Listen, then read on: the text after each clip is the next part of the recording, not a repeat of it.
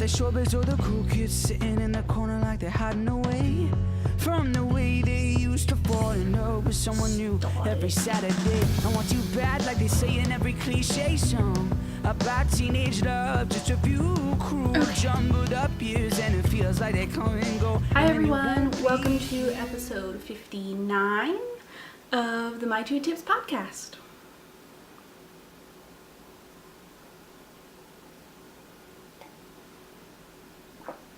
I haven't podcasted in a while, and part of that is because timing's been very difficult, which I feel like I've said before, especially recently, because timing has been difficult. The unit beside us, which is that way, is being renovated, so there's a lot of, how do you even say it? Noise. Let's just put it that way. Noise that's a little unpredictable. So it could be anything from like just drilling and hammering or just clunking around, and it's there 1 minute, gone the next, back 5 minutes later. So it's very hard to find a portion of time where I can sit down and not have a lot of external noises coming into play. Which also reminds me, we've gotten snow, which doesn't happen very frequently here, so there's a very high chance that snowplows might be going by, and it's lovely that we have enough to deal with the nonsense. But I feel like the knowledge of how to really plow isn't here because they don't have to do it often. So they're a little noisier than they could be, but whatever, it's fine. So that's kind of timing of stuff. And then there's the fact that there's been a really heavy conversation happening within the knitting community and the online Instagram community, of which I like to think I'm a part of. So the conversation or discussion, or I guess a topic that's been circling around for quite some time now. Like, it started early January. And it's just been, it's still going on, which is fantastic. So the discussion is around racism, and I don't know if disinclusion is a real word, but essentially a ton of people within the community don't feel included. And that is really, really shitty. Really shitty. If you are anyone who's ever considered yourself to be a knitter, a crocheter, a weaver, a spinner, somebody who enjoys the fiber arts, and you have felt disregarded as part of the community, I am so beyond disheartened that you have had that experience. It is so disgusting. It makes me angry. It makes me sad. It makes me just so unbelievably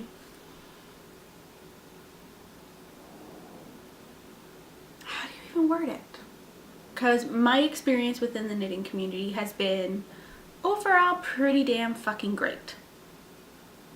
I have not had to ever feel like I wasn't good enough to be part of it, which I realize that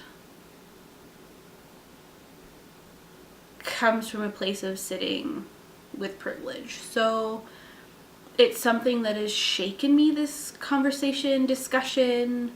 I posted something a few weeks ago about just, it's as if we're sitting in a room, and those of us who have been comfortable and feel all happy and lovey and pure just joy for this community.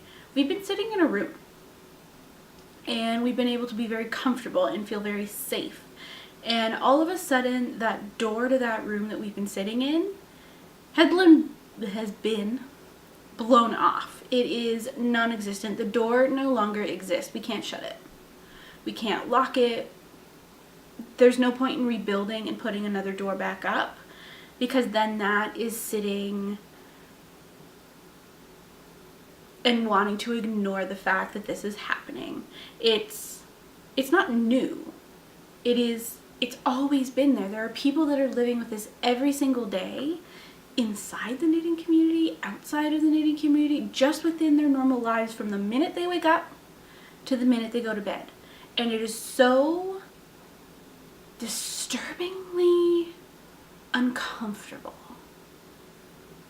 because I never ever wished that people within the community that I love, which is hard for me to say that now because it's been such a shaky ground, haven't had that same experience, which is just, it still makes me very uncomfortable. And I think it's okay, because I try to treat everybody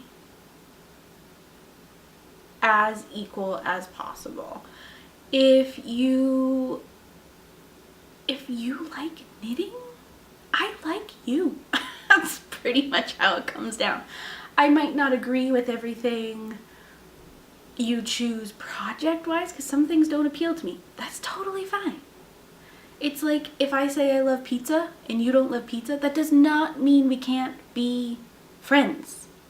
Does not mean we cannot sit beside one another and have an honest discussion and other things that we agree upon. Like, it's only one little part. It's not everything. And it's not a reason to dismiss you. It's not. It's just not. Shouldn't even be a thing. Back to the room, because all of my thoughts get super jumbled. So we're having a very just unfiltered thought process right now. So we're in this room. The door's blown off. It's fucking gone. That a lot of us who have been in this room have been looking and hearing and listening and poking our heads through that door frame and looking at the other side of the story, looking at the other side of the experience and learning from that. And I think a lot of us have now, because it's been going on for so long, we've started to try and be better, and starting to try to get comfortable with the uncomfortable, I think is a good way of putting it, because racism is not an easy conversation. It's not something that I experience, so I can't sit with it from a point of understanding, which is really difficult. I've had some really wonderful conversations with some amazing people who the amount of willingness, welcoming kind of vibes they're putting out there to have these conversations with people who are sitting in a new chair of uncomfort is, I don't know how they do it. I don't know how they have the headspace and just the ability to do what they've been doing. So if you've been part of the conversation, if you've been listening to it and trying to do what you can on your own, I think that is the best place to start. And I think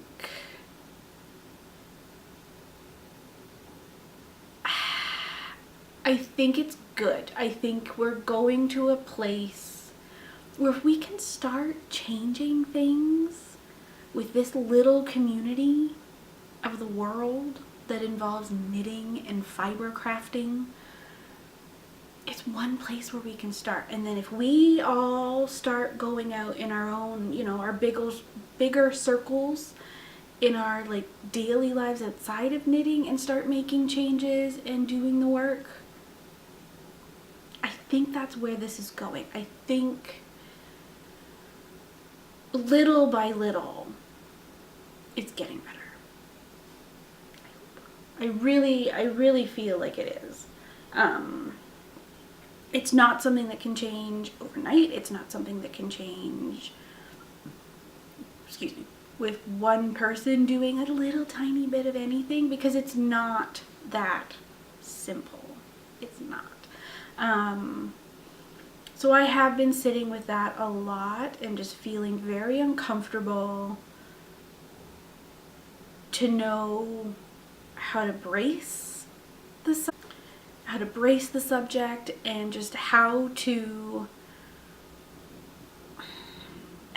go on and continue making this a safe space and continue having the love I had when the ground I'm standing on is very, very wobbly. So that may or may not have come off completely random and disjointed, because I think it was. Jumping a little bit all over the place. That's okay. But I think I'm going to move on into more so the traditional podcast format. So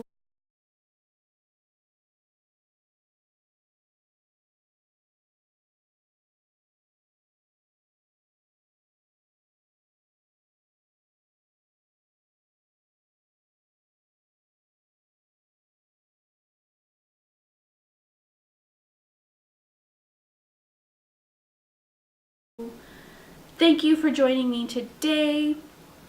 I am here. I have a few things to share with you that are finished, and I think I'm going to go through a little bit of a stash tour with stuff that I have pulled out, and we'll just see how it goes. I'm going to navigate these waters, and I'm diving in. So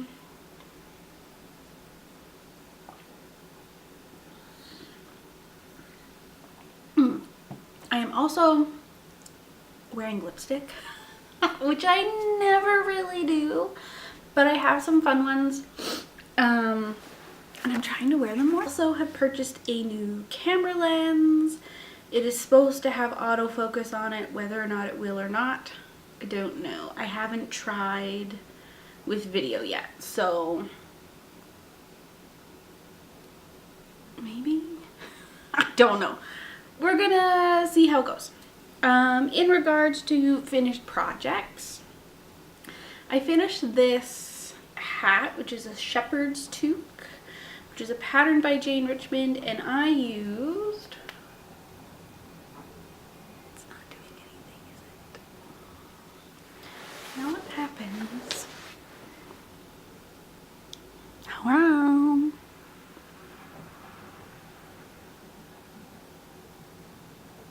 It's not focusing. Not at all.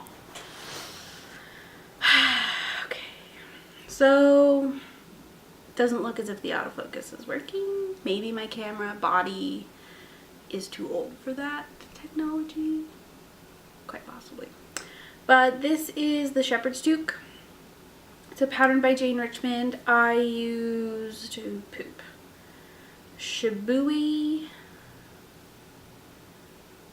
Pebble, I think is what it is, which is the black color that you can see around the edge, and it's a crazy combination of yarns. There is like silk, wool, cashmere, something else in there. It's a crazy combination. It comes in a 25-gram skein, and it's pretty pricey, but I did buy mine on sale, which was handy.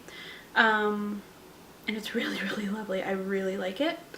In this black color, and then the white is Sugar Bush Yarns Drizzle Mohair and Silk in a white color, which I love this hat. It's my second version of the hat that I have. It is so light, it is so warm, and it's fantastic for walking to work with because I don't feel like it gives me massive hat hair. Not crazy anyway. But yes, that is that. Yeah, now I feel very out of touch with all of this. I also finished that shawl that I had mentioned last time I podcast. So this is my Salt shawl. Just trying, I think this is the right way. It doesn't really matter, it's virtually reversible, but this is it. I've worn it a ton since finishing it. So this is a pattern by Sylvia McFadden, who is Soft Sweater. It's an asymmetrical triangle, knit and worsted weight on, I believe it was a 4mm needle, so it's a fairly tight gauge, but the yarn draped really wonderfully. It's a little bit smaller than it could have been. I wasn't able to do all of the repeats, I don't think, but it's big enough. And it's nice to put under like a jacket, so I like it. It's comfy, it's cozy. The yarn I used for this is the West Coast Color.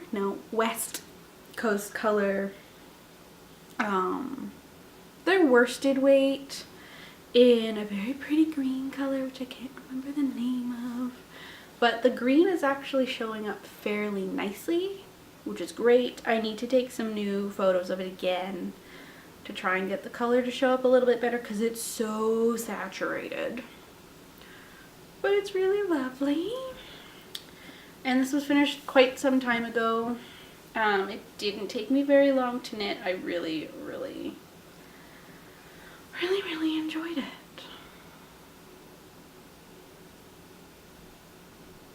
It's just not doing anything.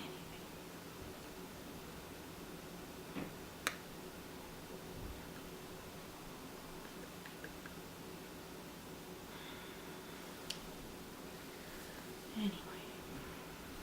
Okay, so there is that. And then I have also finished a sweater, but I'm not going to talk about it today because it hasn't been released yet, and I'm not entirely sure when it will be released. There was potential for tomorrow being the release date, but I will let you know when I know.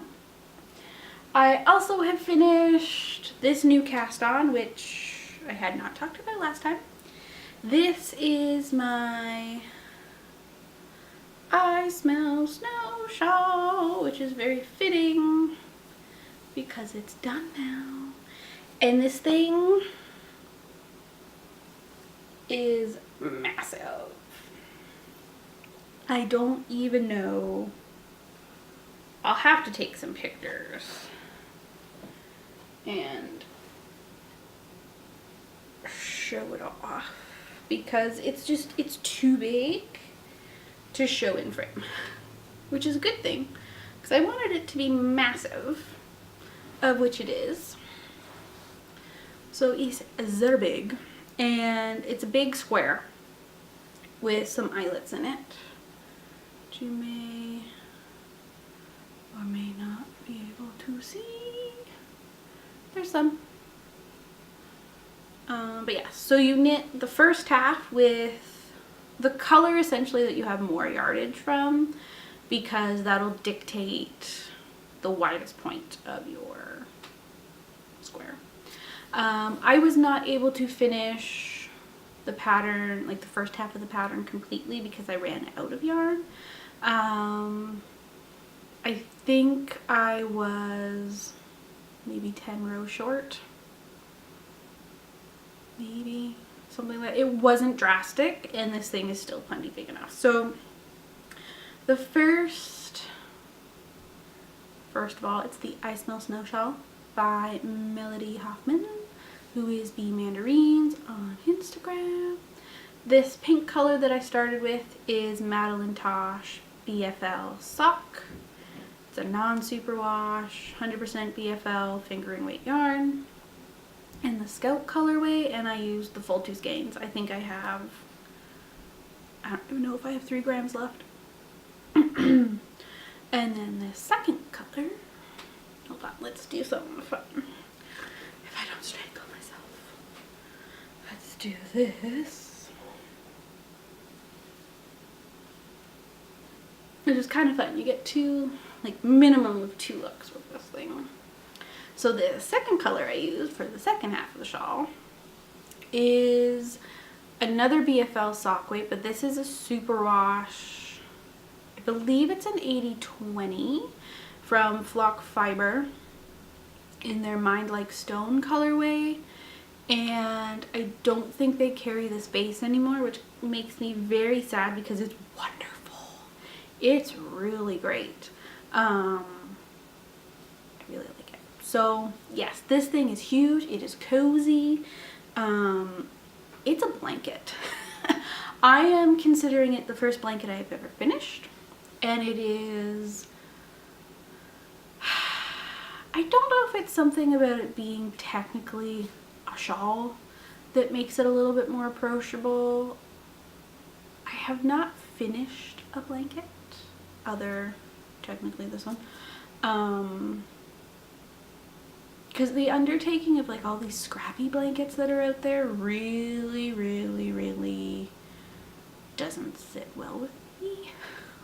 I like to finish projects. I don't like to have them sitting for too long, and I don't do well with working through scraps in a very hodgepodgey kind of way, because for me it's too disorganized. I think those blankets, like the Cozy Memories, when they're finished, they look amazing. But as I would knit one, I would think,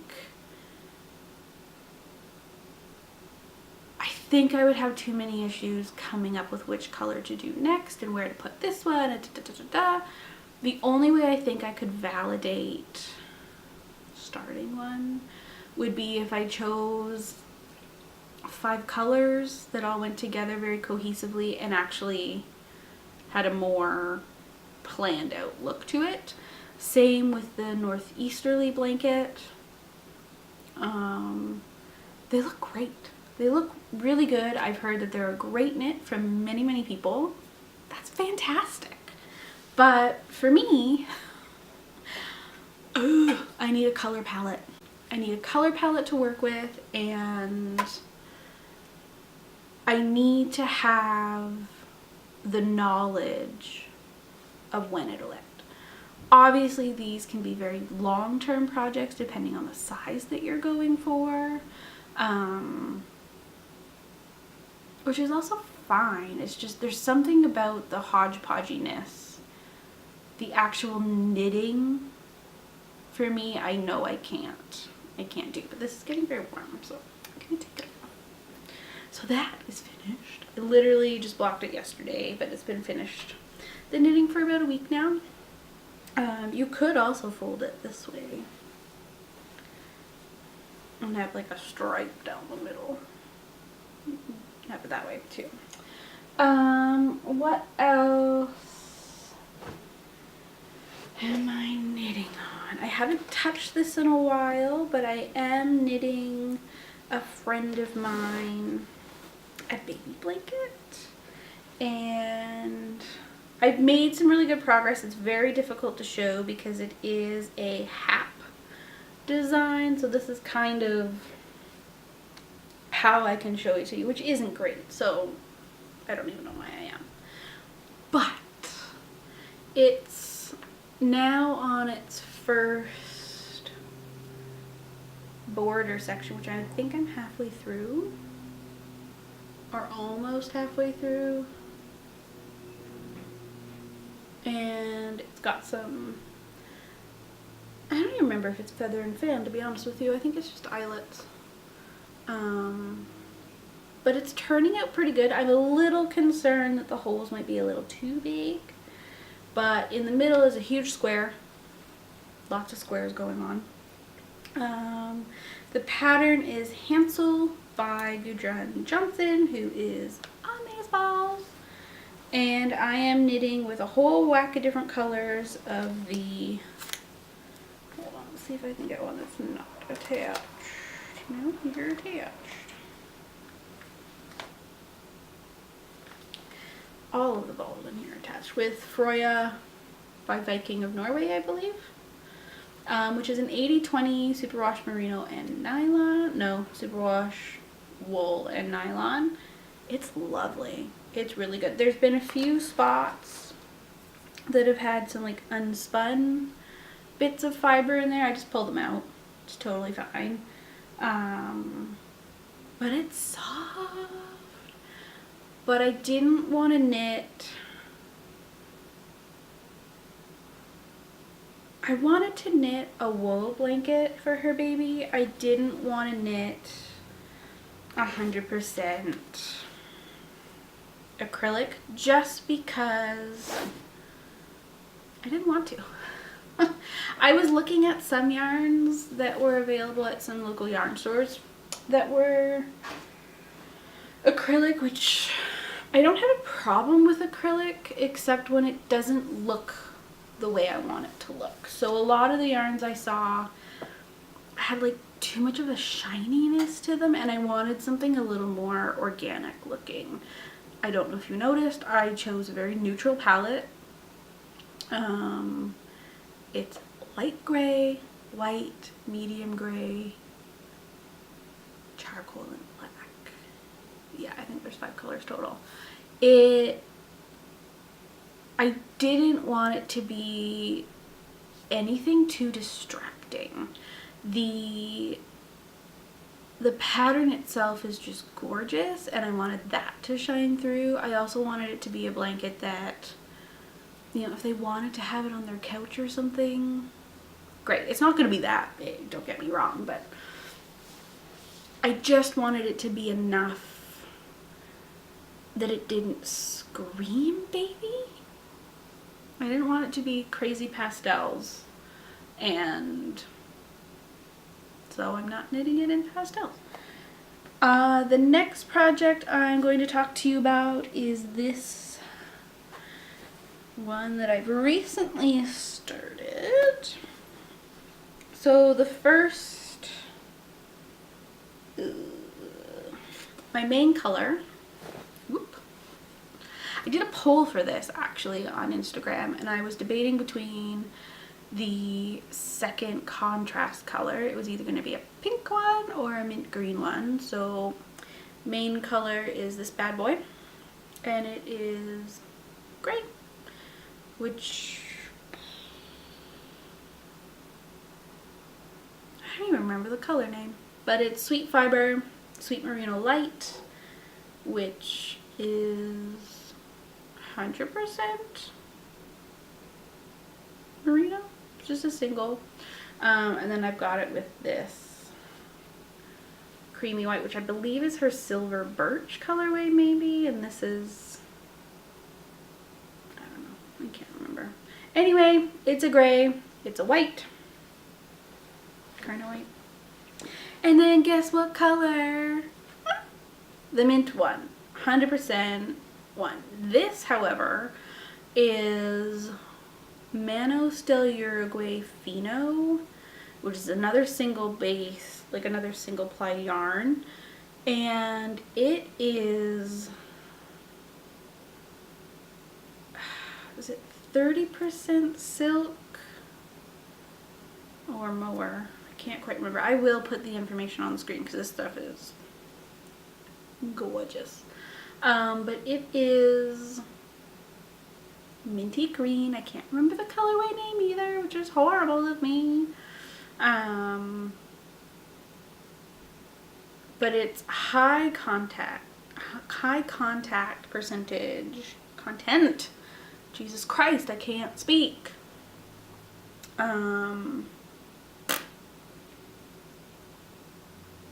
So this is my contrast color. The mint definitely won, and I love it. It's Manostil Uruguay Fino, which is their single ply fingering weight. It is a wool and silk blend, and I believe it's like a 70-30. Now, which percentage is the 30 or the silk? I'm not sure. I feel like it's 30% silk, but I also feel like it could be 70. Like, it's pretty damn nice. And it's this greeny minty colorway. And I decided to finally bite the bullet and cast on the Lily Pilly shawl. So I'll twist it around here. So I have the stripes done in the first section. And then I am quite a ways through the first lace section. I've just started my 6th repeat. And I really, really like it. I like the overall vibe of being just neutral and kind of a cooler palette. I think I'll get a lot of wear out of this one because it will just be really, really nice. Also, the fact that all of the lace will be done in this really soft, silky base. Kind of amazing. So the lace itself is really intuitive. It's basically a 2-row repeat. How do I word this? It's basically a 2-row repeat for your repeats, like your body repeats, but then there's a 10-row repeat for your little edges. It's not that complicated. It's a 10-row repeat where the bulk of it is 2 rows. It's not that bad. It's going pretty fast. But I think it'll be really, really lovely when it's done. I'm not exactly sure how long it'll be able to block out with. I feel like my sweet fibers have way more stretch to them than the silk does, which silk has more or less memory to it. So we'll see how that goes. But I do really like it. And I don't usually mix bases when I'm knitting.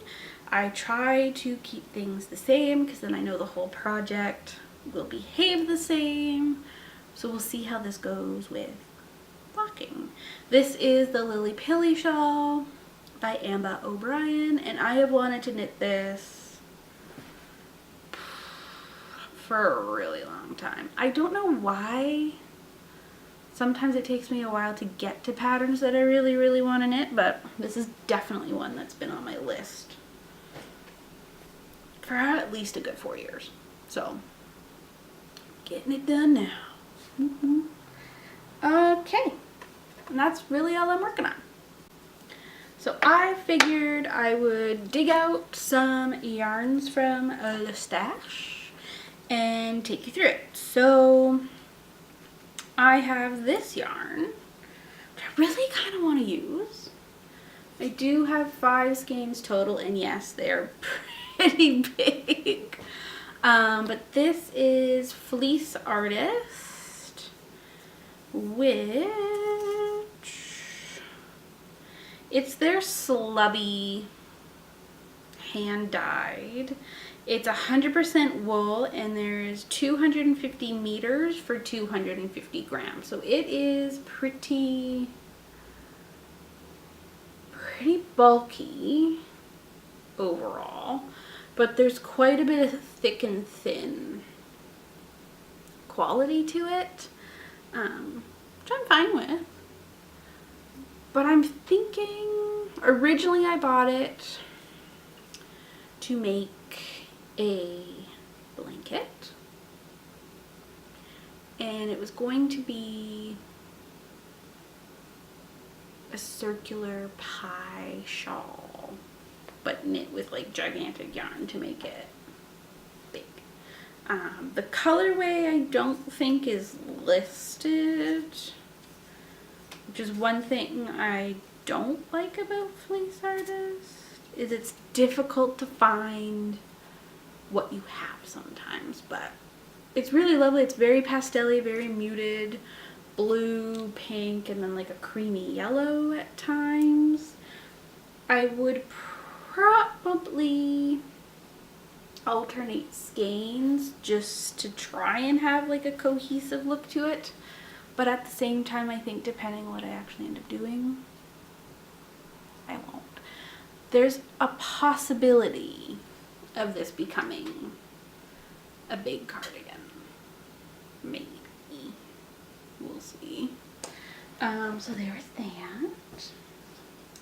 I have also pulled out, essentially it's the newer yarns that have come into my stash, which I am currently not buying any yarn. And it's been very difficult. My last yarn purchase was actually January 1st because the listing wasn't up on December 31st. So technically this year I haven't really bought yarn, which is great, really good. But prior to the end of the year, I did have some stuff come in. So I ordered, how do we approach this? I'm just gonna go through it. I'm not gonna go through it in any order because I kind of just pulled stuff out and it's over here.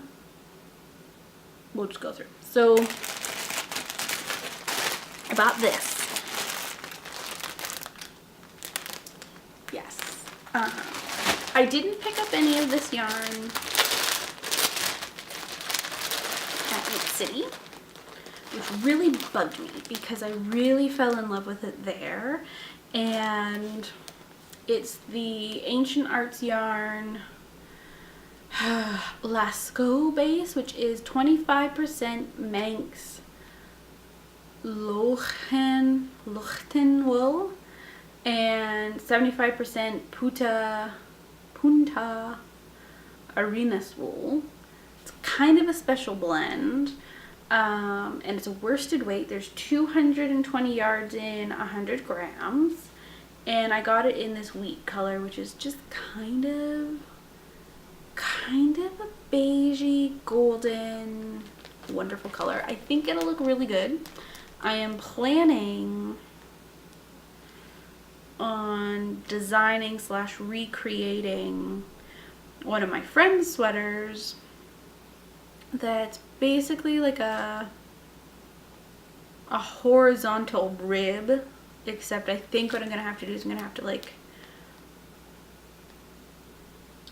knit one row, purl one row, knit one row, something like that, because there's more, like there's 2 rows of stockinette, 1 purl ridge, 2 rows of stockinette, 1 purl ridge kind of look to it.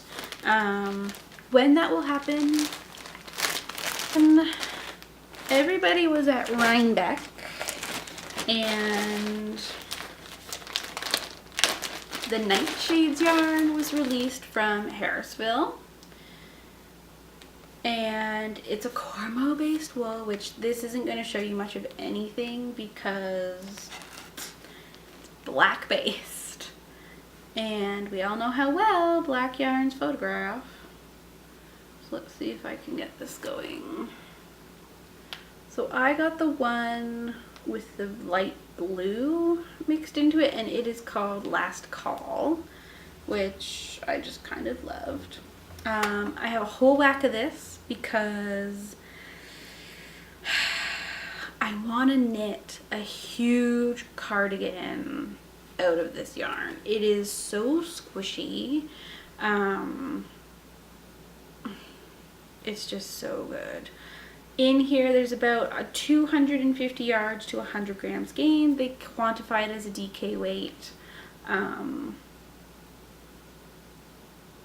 Gauge smage, right? It can be whatever you want it to be to an extent, but I would want it to have some structure, blah, blah, blah. I don't know. I don't know how to do stash videos, guys. Let's just put it that way. I also pulled out this other black yarn for my stash, which I got a long time ago. So this is Berroco Blackstone Tweed, which I don't think...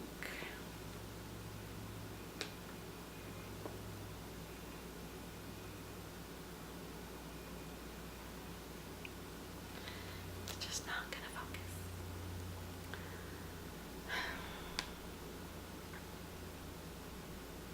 Okay. But anyway, this is another, it's technically an Aran weight yarn, this one, but it is a combination of 65% wool, 25% mohair, and 10% Angora. And it's the Berroco Blackstone Tweed. I think I have 11 of these balls, so I have roughly 1,350 yards, I believe. Again, big sweater, something cozy. I don't know. My original thoughts for this yarn was something different, which I have switched my idea for, but it'll still be gorgeous when I get around to using it. So those were the first ones I pulled out. I was lucky enough to be able to place an order with Elsa Wool, and yes, I was super greedy.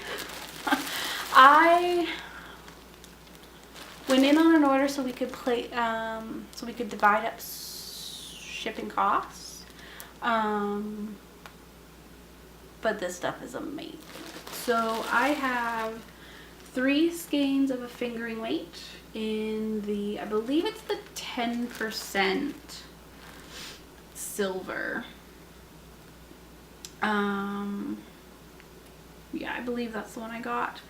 So it is 100% Cormo wool. It's woolen spun, 2-ply, and it's gorgeous.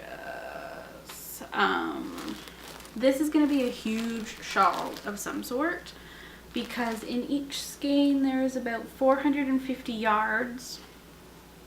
So that's what, 1,300 yards or something crazy. I believe I'm gonna try to make a shawl because it'll just be so good and cozy, and I don't really have too many shawls that are of like a natural non-treated wool. So it's the first one I ordered. And then these lovely guys, which are just white and undyed,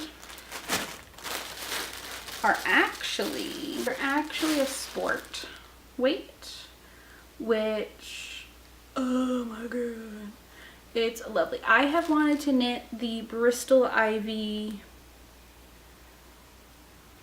I think it's the Newsome cardigan, which there was 2 cardigans very much the same, but one is knit top down, one is knit bottom up. And I think Newsome is top down. That is what this yarn is for. I saw somebody on Ravelry had a white version, and it is just gorgeous. It's essentially a garter fabric, and it's got a mitered square construction to the body, which I think it's a really simple design with a very like casual look to it, but you can also really kind of class it up quite a bit. And I think being done in a natural white yarn, that'll be so good. So in these guys, there is 350 yards for 100 grams skein, sport weight. Yeah, and this one is just white. No other colors mixed into it, so love that.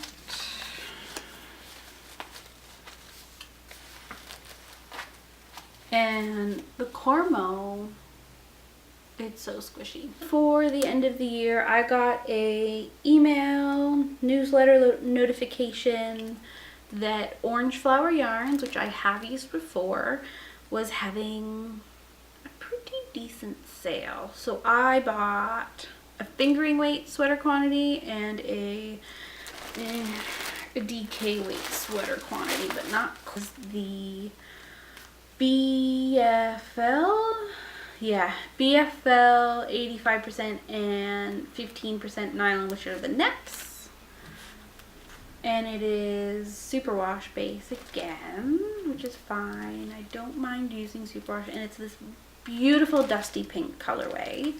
And I think I want to make a pullover with it that's just kind of simple and classic, but pink. Because it's pink and like dusty rose, but it's also got a hint of like the slightest purple tint to it.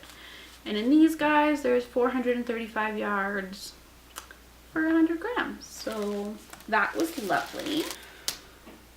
A boxy. Call me crazy. This lovely one. And this is her B colorway, which I have admired for quite some time. And this happens to be on her Polworth base, which I have used before. It is 100% superwash Polworth wool, DK weight, so there's about 245 yards per skein. And I know I bought it with an intent. I just can't remember what pattern I bought it for, which is really bad. I feel really bad about it. But if I do a quick little calculation,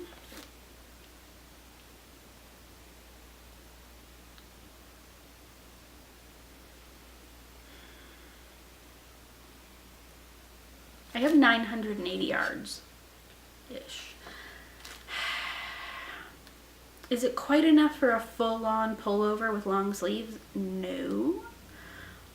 But there's a lot of cropped patterns that are out there lately.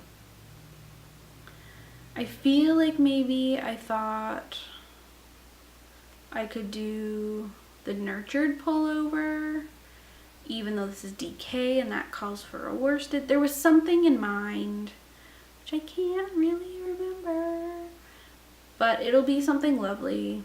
I do have 980 yards, so it's a decent amount. And I love it. It's a pale enough yellow with some dark goldy spots. There's also some little flashes of oranges and blues. I really like it. As for future projects, which might happen sooner than later, I have been doing, or trying to do as best I can, the February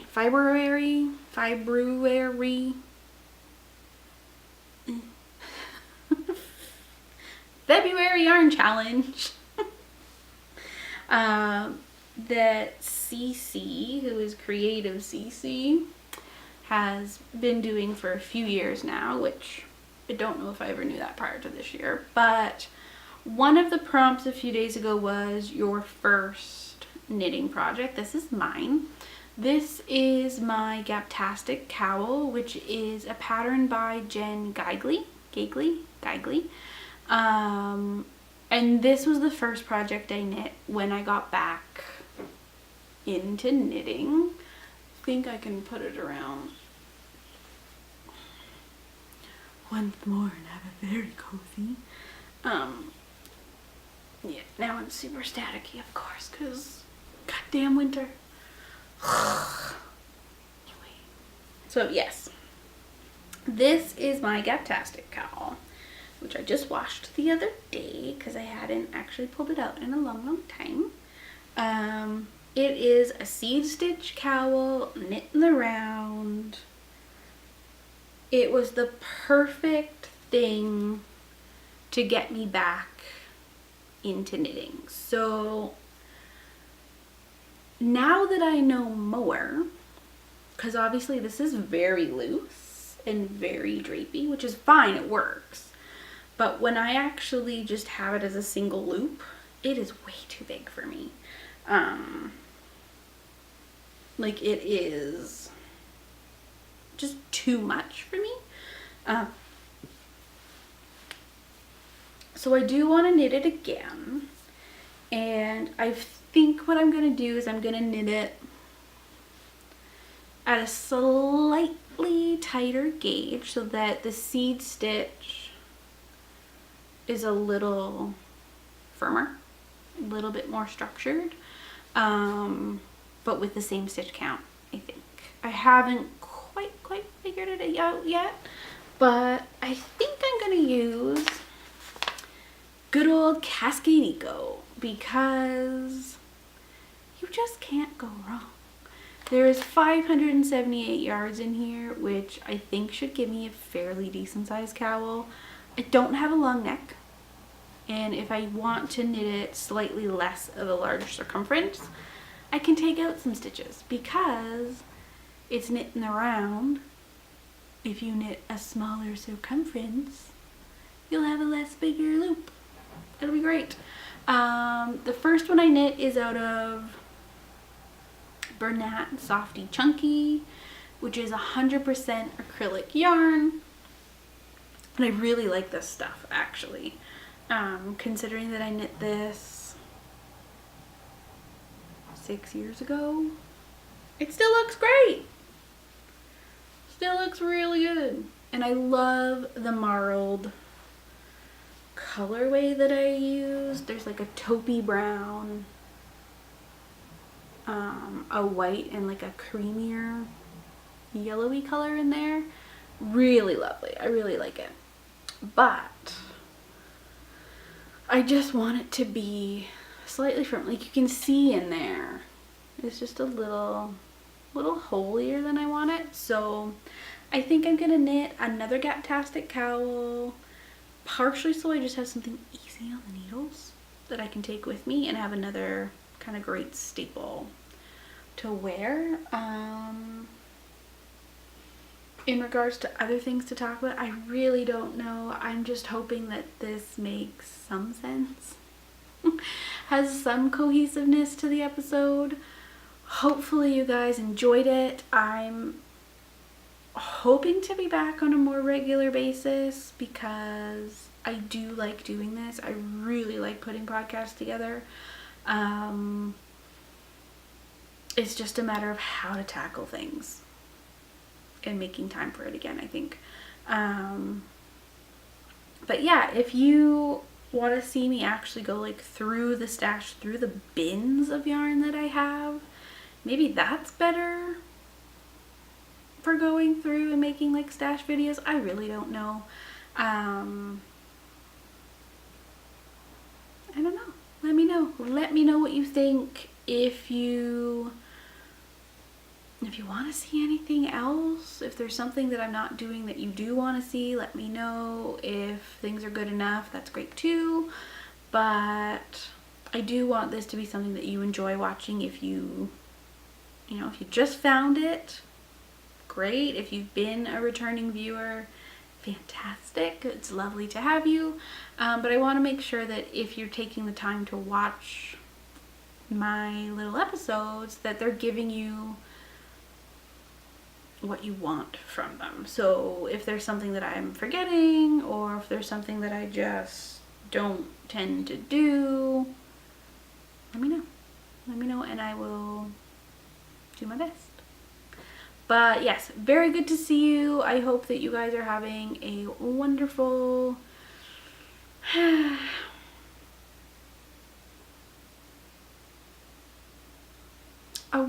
time with your crafting. If it has snowed like crazy where you are, I hope you are warm. I hope you are safe, and I hope that you have power so that you can actually like cook food and stuff. Keep warm. But yeah, I will see you sooner rather than later. Making